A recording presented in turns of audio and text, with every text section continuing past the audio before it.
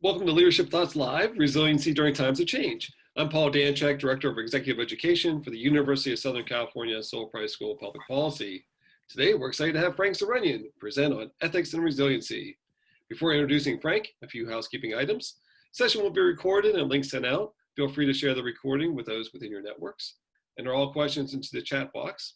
And again, we're expecting an intimate group today. So if you want to join in the conversation, you can either raise your hand or put your comment into the chat feature, and we're happy to call on you. Now to our main event. When you look up the word pracademic in the dictionary, you'll see a picture of Frank Zerunyan.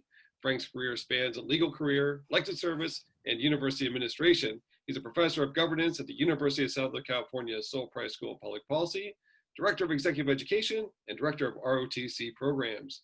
When not teaching and writing on leadership, he can be found biking across California. Frank, ethics, schmethics. What does it have to do with being resilient?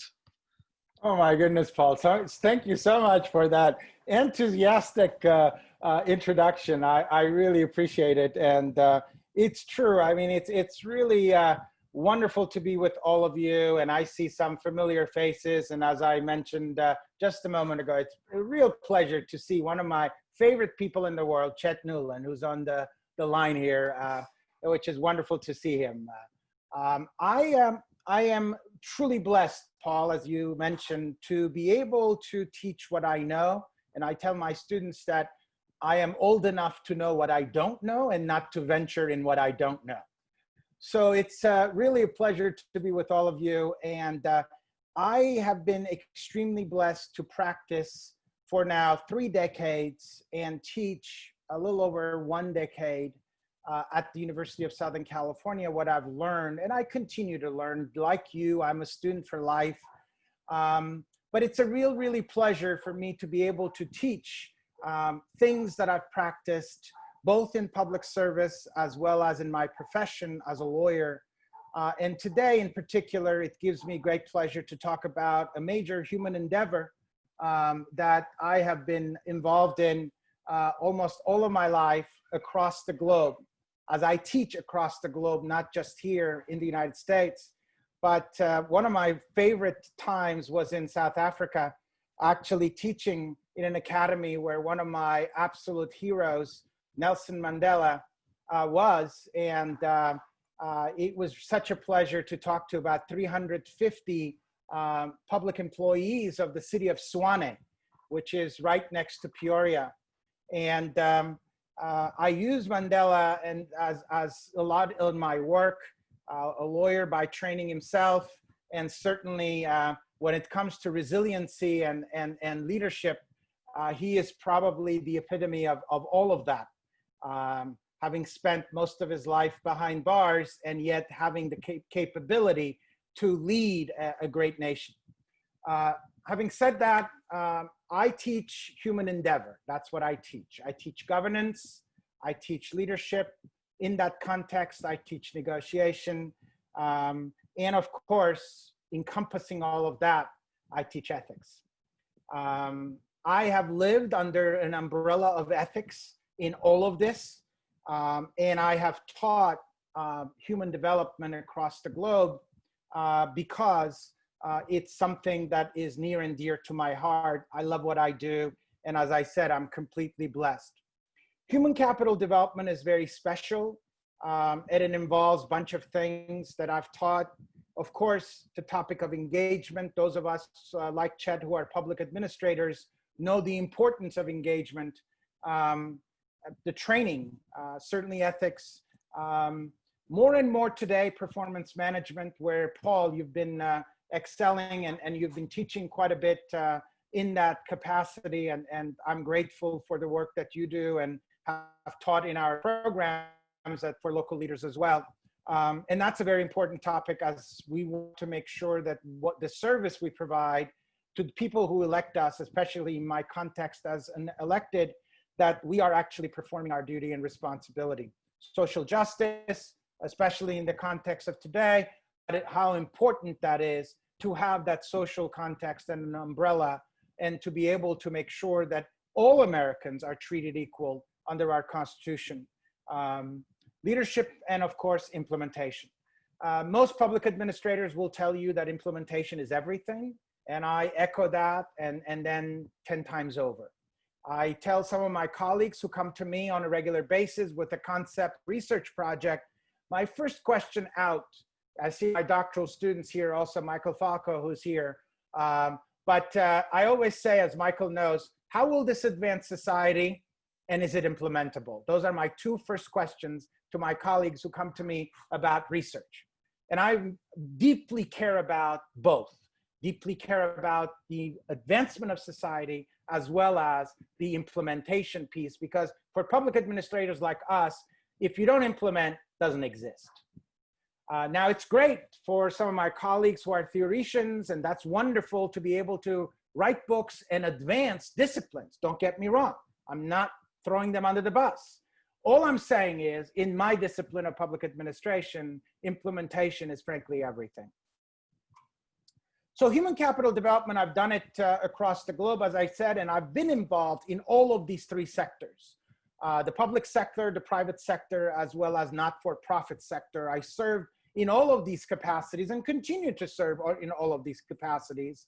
And it's so important to understand each one and the motivation of each in order to be able to serve the best way we can and the most ethical way we can and create, in fact, resilient environments. Resiliency is all about falling and getting up. And that will not happen if, in fact, we don't utilize the best of all these sectors.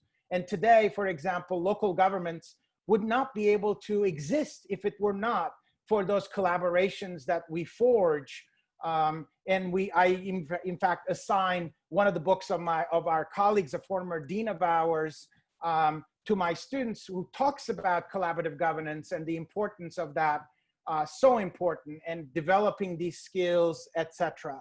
And I always say to students that what is important to note that these skills are really that, and that I can't teach, so to speak, ethics, or I mean, I can teach ethics, but ultimately it's about you. It's about those who practice it that make ethics ethics. Those who practice leadership that makes them leaders, not me telling them about skills of leadership or ethics that makes them tick, so to speak. So we develop leaders, as Warren Bennett said so well, that these people are not born necessarily. And that, you know, we give them the skills, but yet they have to enter, raise their hand and enter through that door of leadership to be able to be leaders. They are created by their own, and ethics is the same. I can talk ethics all day long. If you don't practice ethics, then it's absolutely useless.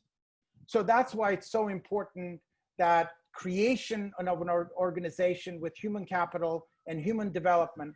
Human capital, I'm telling you, I've taught all over the world. The most striking time that I was confronted by this was the public administration minister of Tanzania that came to me in Addis Ababa, where I was teaching for the UN, because the UN has a facility in Addis Ababa, Ethiopia, and said, you know what we need the most in Africa? He said, not money, we have our resources. We need you. We need people like you to come to Africa to teach human capital. And I think that's very telling. It was very powerful. I was moved by it. And certainly it's not about me. There's much better people than me to go there and to teach human capital, therefore. But it's that culture that we need to create in various of our disciplines, especially in order to build resiliency. And that's so important to all of us. So how do we build this culture? I was on the phone a few days ago with Lieutenant General Smith. In my function at USC, as I oversee ROTC now, and I want to also establish an executive education program for 04s and 05s. In military language, that means lieutenant colonels and colonels. And for them to understand how to administer a base, because a base is no different than a city. And at the Price School, we are well equipped to be able to teach that. And I'd love to see people like General Smith to come also and visit with us, and that's what I'm working on to be able to talk to our civilian students about the resiliency of the military and the military culture that they have created in order for them to succeed. I wish that many of our infrastructures in the civilian world could emulate some of the infrastructures of the military in order to be able to be more resilient. And I'll talk a little bit more about that in just a bit. But they do that by attracting three important elements of a human mind, body, and heart. And they do that by making sure that there is in both an intellectual buy-in, an emotional buy-in, as well as a behavioral buy-in. As most of my colleagues in the military would say, as you know, Paul, I also teach at the United States Navy, and I teach across the world. In Armenia, I even have a rank of a colonel, honorary colonel in Armenia. And when I teach, I talk about this certainly, where the military is very good at dressing people down that they get and dressing them back up with their values. That is why they succeed, because by then, when you reach our various ranks and you've served the military for a while, you've gotten both the intellectual buy-in, the emotional buy-in, and the behavioral buy-in. So all of those things, the military is extremely successful because of their success in all of those things. And by the way, I'm not suggesting that there are not bad military leaders, as there are bad lawyers, bad doctors. I'm sure there are bad military leaders as well, but I am speaking of generalities here, and that's important. Now, a little bit of research, right? We wouldn't be a research university if we didn't talk about research. And I'm so proud of our students who do some wonderful work. And both our doctoral students, some of whom are on this line, and as well as some of our graduate students who work with us, with some of us that lead research projects. And this particular research project actually is with the UN. I have been leading a team of our MPPs, Master in Public Policy students, in their practicum projects, which is their master thesis project, for those of you who don't speak that academic language. For 5 years now, I've led a team, and we've done wonderful work for the UN, which the UN uses, by the way, and I'm so proud of our students who do such great work. This last year, the year before this past one, group of my students were asked to look at resiliency of institutions and the effective public administration or public institutions across the globe. And interestingly enough, their research took them to various projects of the UN across the board. They were given about 216 projects that were award-winning projects in the UN to examine, to figure out what makes an effective public institution. Now, it won't be surprising to those of you who are involved in public administration, the discoveries of the importance of values of ethics, the importance of transformational leadership, the importance of strategic planning, and also the co-creation or collaboration or the innovation aspect of the work. Now, I don't have time to talk about all of them, and Paul asked me to focus on the ethical topic and the values topic, which I will do. But this research actually really gave us great information and data about values and ethics of resilient organizations across the globe that were actually effective institutions. So the ethical behavior, it was critical to their good governance, of course. The standard of behavior, distinguishing them between right and wrong, again, ethical values, right? The basic morality component, or which again, an ethical behavior rooted in our democratic values. We saw the less democratic values, we saw less ethical conduct and less ethical behavior, for example. The more ethical behavior, the values of democracy were shooting up. Values as guidelines to carry out various tasks with integrity.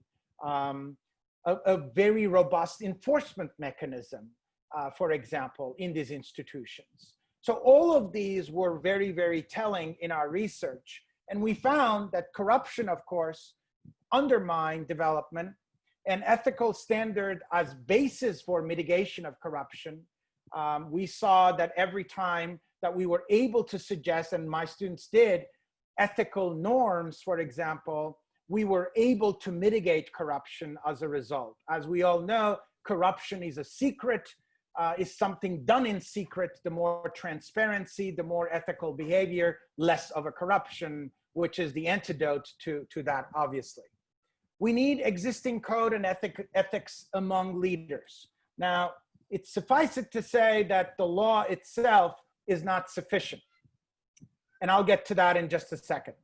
The values and ethics component is very important because, as we discovered in our research, what values brought to us is a very important topic that I teach in public administration. In fact, the first day of class, when I entered class, I said, I'm going to disappoint all of you because I'm going to tell you the conclusion, what you're going to learn in my class for the entire semester. And that is very simple. Two things.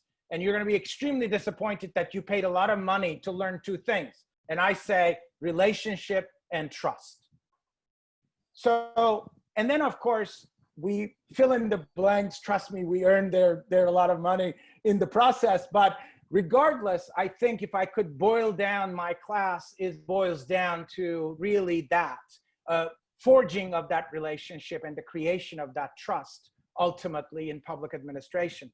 So how do we get there? We get there through these building blocks of accountability, commitment to excellence, monitoring and evaluation, performance management. Again, the value of empathy to a degree, something that perhaps we miss in a lot of times.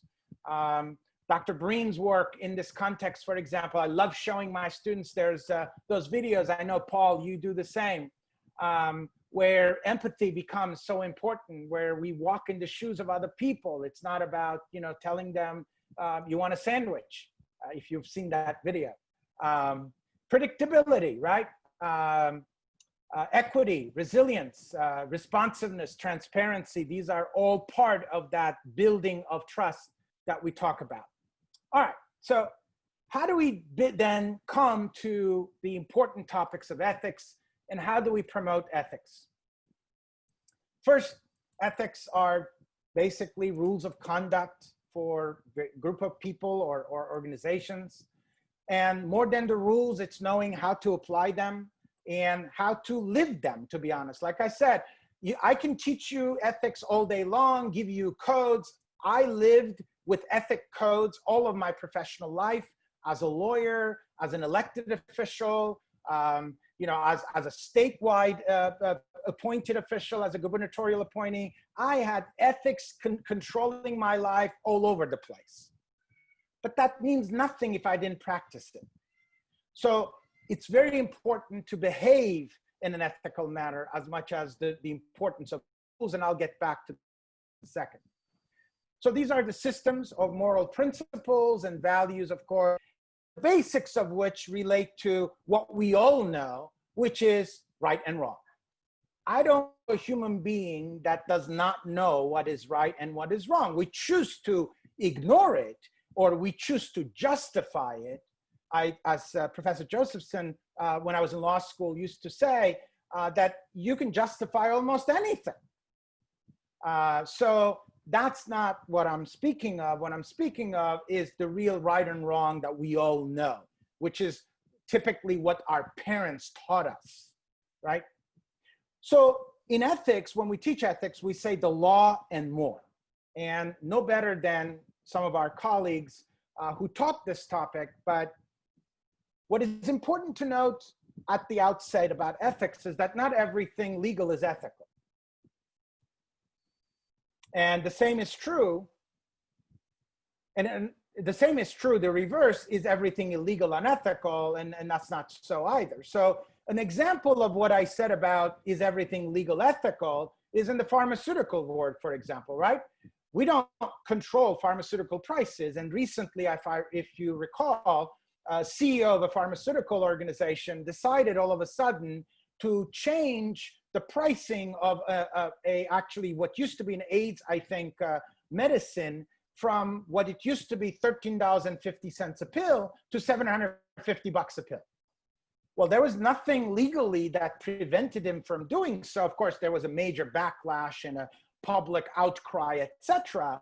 But it certainly was not ethical to do, especially when you're talking about health and human sacrifice as a result. Is everything illegal unethical? Well, the Civil Rights March of its era was illegal. These folks who marched for one of the most important time and one of the most important and especially relevant even today era of our time were actually doing an act of illegality, as you're seeing in the picture. But was it ethical? Of course it was ethical. It brought us the 1964 Civil Rights Act, which we theoretically actually work on, or continue obviously need to work on, in order for us to create a more just and equitable society, even in the 21st century. So there is a law against everything, or there is a law for everything. Again, I can not necessarily, I can teach you all the laws or give you all the laws, but if you don't practice it, it's really irrelevant.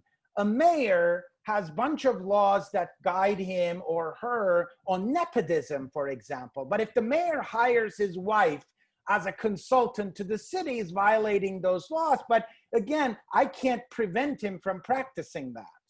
So again, at the end of the day, there's really a bunch of things. And who said it best? Our colleague, Terry Cooper, who recently actually retired, said it best, that this is one step removed from action, right? It involves the examination of what we do in our brain, the analysis, logic, values, belief, and justification of morality in its various forms. And what was important, what always I've learned so much from Terry, Terry used to say the law is absolutely the minimum. And that's true. There are a bunch of ethical principles that Terry used to talk about. And all of this is in his book, of course, The Responsible Administrator, that I cite as a resource at the end of this presentation. I have several books that I used in this presentation, and so I'll show them to you at the end. Of course, Terry talks about autonomy, the ability to be autonomous in making a decision, especially an ethical decision, the veracity to do so, beneficence, non-malfeasance, which is more in the medical field, for example, the Hippocratic Oath, which, you know, you have to find your patient as you find it, and of course not do more harm to the patients. If of course you're called upon to do better for the patient, but at least not to make the patient worse. Justice, prudence, loyalty, and the public interest. So I included these in the PowerPoints. I'm not going to go one by one in the interest of time, but at least if you, I'm sure Eleni can share these PowerPoints with all of you, and I just wanted to put them there so that you can see what I mean by each, so that's why they're there. So all of the topics that I just mentioned, justice, prudence, which is often misunderstood, as Terry says, it's a means of valuing and acting on the basis of wise judgment that attempts to find a practical link between these principles.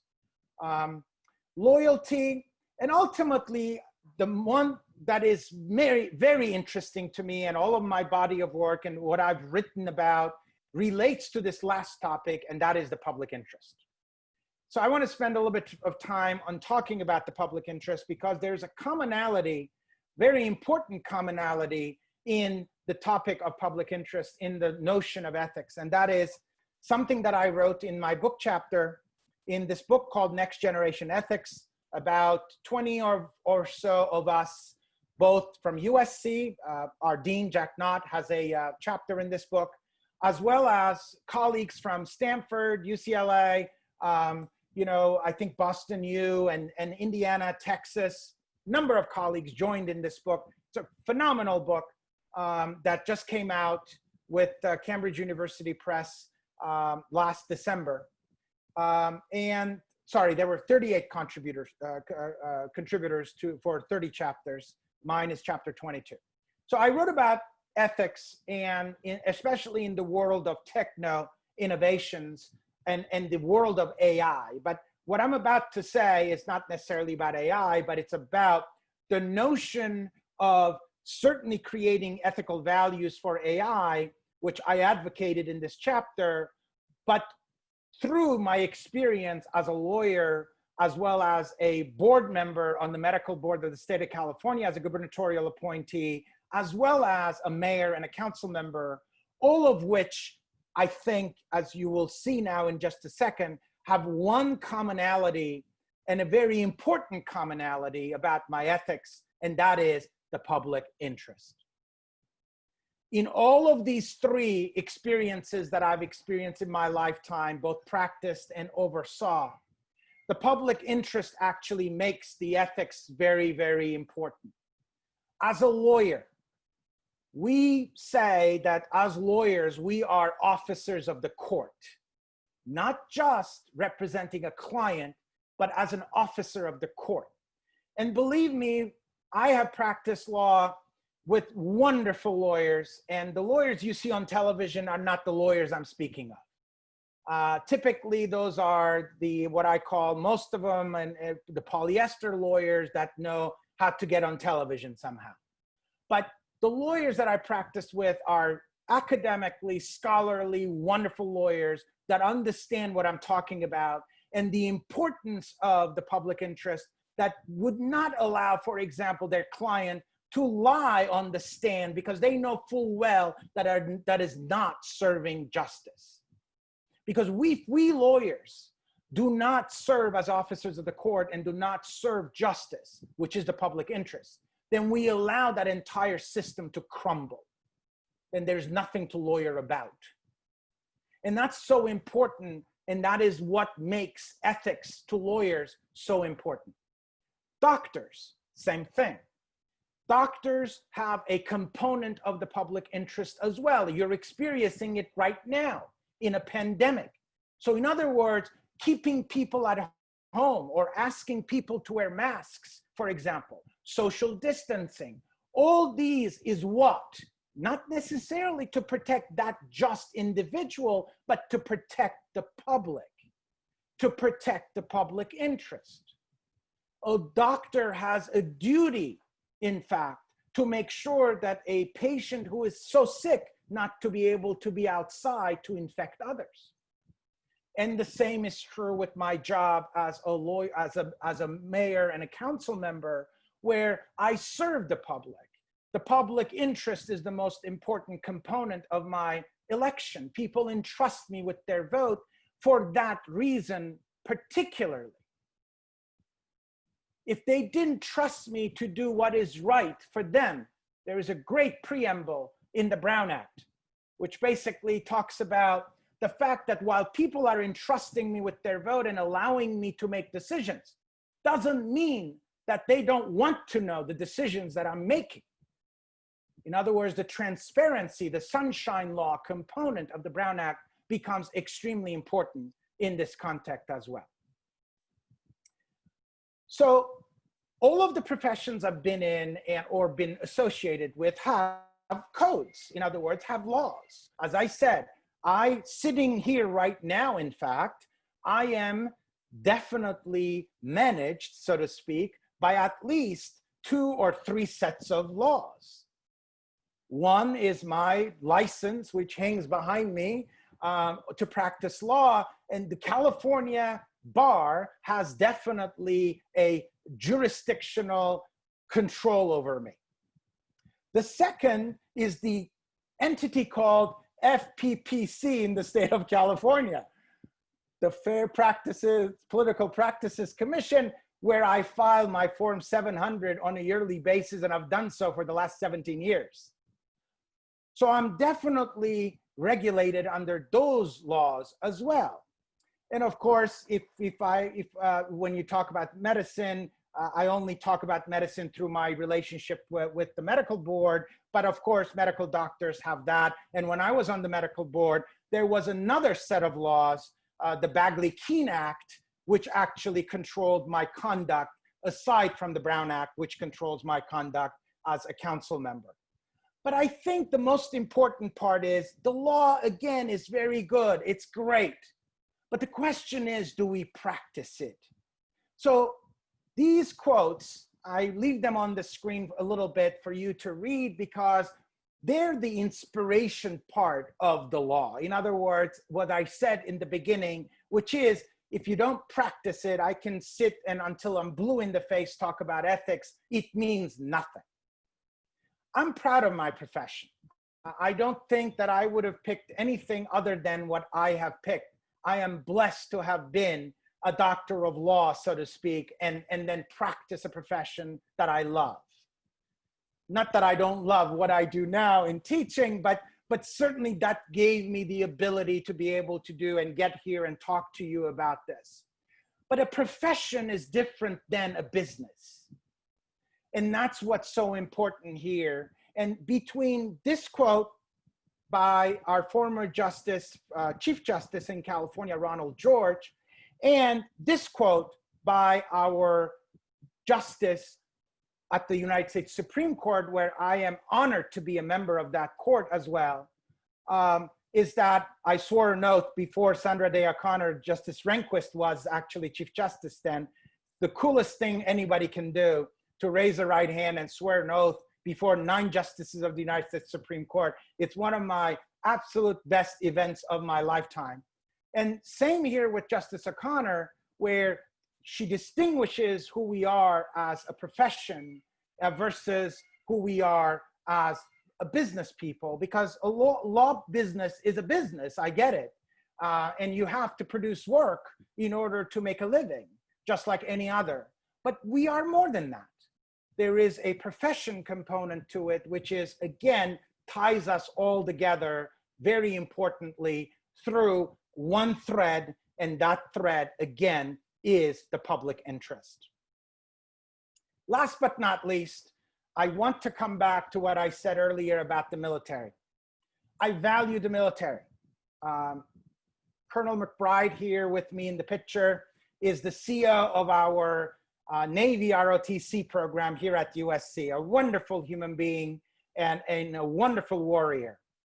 And what I know about his ethics, and as well as the ethics that he teaches his students and our students at USC, is really the ethos of the military, as I said earlier, about wanting to practice those values as opposed to just learning about those values. I can't emphasize the importance of that entire package, so to speak, and the importance of how we do this. And of course, you see me in my garb, in my Armenian Army uniform here, because it was an event that we were doing at USC that we were pictured together. That was so cool. So that brings me to my final thought, because I'm looking at my time here. It's 34 minutes. I told Eleni I would wrap up in 35. So this is so true. I'm sure. So live by this important code of ethic that Will Rogers once said, live so that you wouldn't be ashamed to sell the family parrot to the town gossip. And as a public administrator, I value this all the time. And I absolutely tell all my friends and council members and mayors that, look, lying doesn't work. Politics in our level does not work, because politics to me is the art of talking a lot and not being held accountable for that talk that much, as we're experiencing in our world right now anyway. But I value the work that our public administrators have done. And we have some amazing people among us that I've learned from. And again, I come back to my dear friend and colleague, Chet Newland, from whom I've learned so much as he served in the Lyndon B. Johnson administration at the White House. And I have a bunch of stories I tell my students from all that I have heard from him. So it's a great pleasure again to see him. And I conclude with that. I'm happy to answer any questions that you may have. Thank you again, Paul, for the opportunity, Eleni as well, and Daniel, Juliet, everyone in Sacramento. It's great pleasure to be with you, and that's it. Frank, I'm seeing a little bit of your profession coming out, where you're building up this case in a very scholarly way and coming in with your conclusion at the end of driving home your key points. So Frank, I want to thank you for laying this framework on ethics. And I know there's a lot of questions that are starting to emerge about ethics in general and applying it to what's happening today. A couple questions came in privately and some that came in the general chat feature. So let me toss these out. And as you and the audience have questions, put it into the chat feature or raise your hand, and Daniel and Eleni and Frank will be able to see you raise your hand when you do that. Frank, the first question that came in was wondering if you could talk more about this idea of competing interests and making ethical decisions that might be unclear. So the question is, can you address situations where there's a competing interest and the ethical decision may be unclear? Yeah, thanks, Paul, and thanks for that question. And to be honest, I mean, let's face it, in our world of public administration, that comes up a lot. I mean, especially with special interests, you know, they all have their own interests to protect and to advocate. And you as a council member or mayor certainly sit in a position where you have to make decisions. And there are times that those decisions are based on extremely competing interests. So I can answer that question as follows. My typical response to such a thing from the dais is, I'm elected to represent 9,000 people and not the work of 1 or 100 people. And I will do what is right for 9,000 people rather than just a small fraction of the people who are here and who are speaking. Now, having said that, that does not mean that I actually do not listen to a minority view. There are times that a minority view is the winning view, or the view that is most important to the 9,000 people that I represent. And that's part of my backbone, and that's part of my training, and that's part of my absolute commitment to my community, that I will do what is right and what I deem to be right based on both my backbone, my training, as well as what I know to be the case in my community. Because I know my community, I've lived here for 30 years where I serve, and I can tell you that I know my community. It's not that, so knowing my community helps me make those decisions, but that happens all the time. I would say I would always err on the side of the decision that is based on my backbone, based on my training, and based on my ethical and principles that are most valuable to my community. Awesome, thanks, Frank. General question came in from Jennifer. And Jennifer, I don't know if you want to put in more background to the question, but can we talk about the ethics of our current movement? And there's so many movements happening right now. I'm not sure if you're looking at one in particular or broadly. So if I could just add, the question is, you know, ethics of our current moment, not necessarily movement, but just because there are so many, there's such a need for action that is above and beyond rules or even our normal job descriptions. And so there's a lot of controversy and divided opinions about those actions. And I also just added that while we were in your webinar, USC President Carol Folt announced that the university has removed the name of the building and the bust of VKC, which is VKC was the building that housed the School of Public Administration when I was a student there.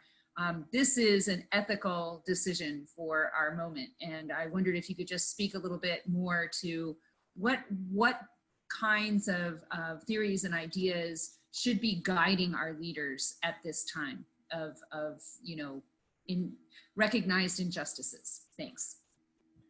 Jennifer, thank you very much. First and foremost, I would never, ever question the decision-making process of my president at USC. So that being said, generally speaking, we are indeed in times where our discipline is extremely important all around. Both public administration and things that fall under public administration things like what I called human capital development in the context of leadership, in the context of resiliency, in the context of governance, in the context of course, ethics, all topics that I love and near dear to my heart and I teach. And we are in a moment in time that we need more of this.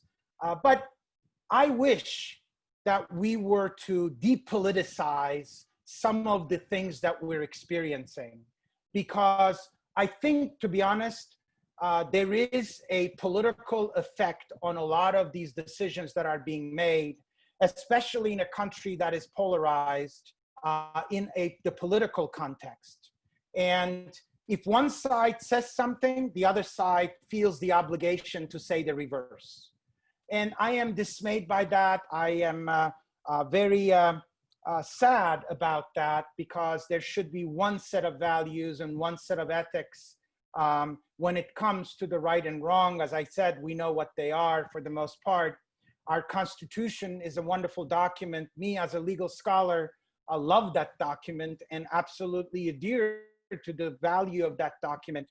And if we were to bring these things to public administration and to human values, as opposed to us versus them values, I think we would really do much better, to be honest with you.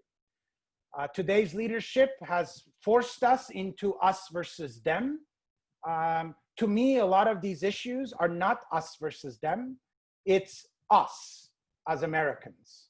Martin Luther King, I think, has done, in my judgment, the most wonderful job in bringing about change in a peaceful manner and in an academically wonderful manner, in explaining to the American people what moral bankruptcy meant in metaphorical terms of financial bankruptcy. So if you listen, for example, to his speech at the Capitol, the most famous, certainly, where he talks about a bum check or giving of a check that cannot be cashed.